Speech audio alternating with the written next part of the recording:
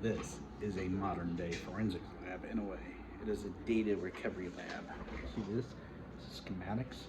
This is an iPhone we just got in. That's an order. And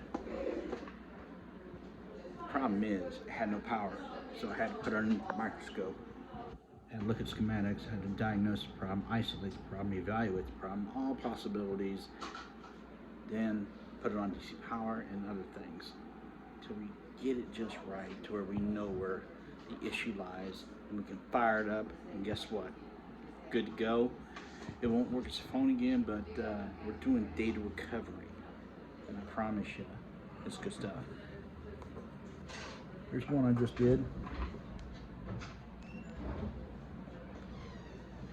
They want the date off of it, and let me tell you, they're very lucky we were able to do this.